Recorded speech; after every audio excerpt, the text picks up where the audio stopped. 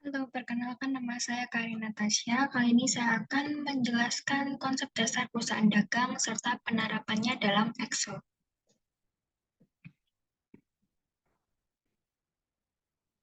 Nah, dalam eh, perusahaan dagang ini terdapat dua sistem ya. Yang pertama adalah sistem metode perpetual dan yang kedua adalah sistem metode periodik. Metode perpetual, perusahaan menyimpan catatan rinci dari biaya setiap pembelian dan penjualan persediaan. Catatan ini secara terus-menerus berkelanjutan menunjukkan persediaan yang harus ada pada setiap barang secara real time.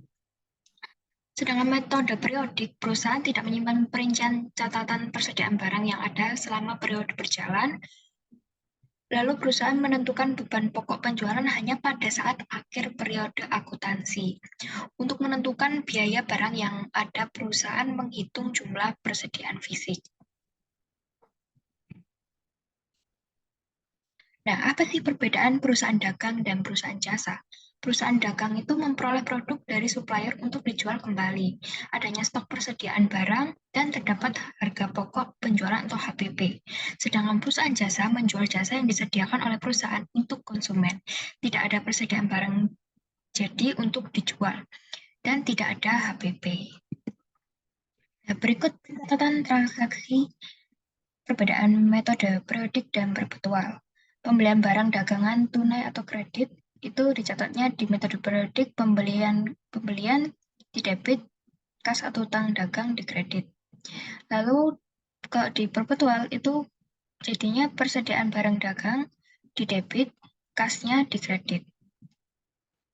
Jadi di dalam metode perpetual ini pembelian diubah menjadi persediaan barang dagang dan potongan pembelian itu juga dapat diubah menjadi persediaan barang dagang. Lalu ada harga pokok penjualan juga, serta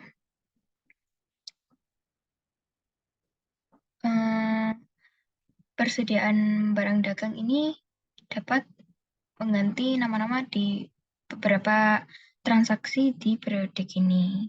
Jadi kalau di metode perpetual itu biasanya dikatakan persediaan barang dagang.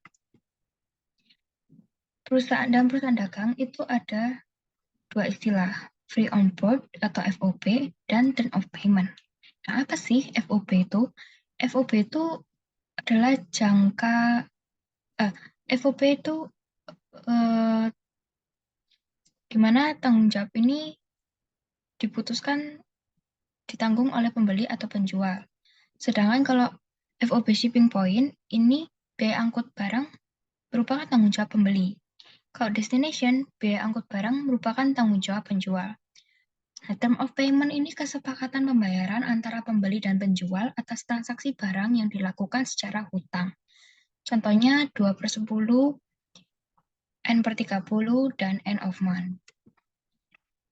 Nah, laporan keuangan perusahaan dagang ini hampir sama seperti laporan keuangan perusahaan jasa. Yang pertama ada laporan laba rugi, laporan laba ditahan, laporan posisi keuangan, dan laporan arus kas. Tetapi terdapat tambahan HPP pada laporan laba rugi. Dan nama transaksinya menyesuaikan dengan nama transaksi pada perusahaan dagang. Jadi, langsung saja kita ke contoh soal dan penerapan Excel-nya.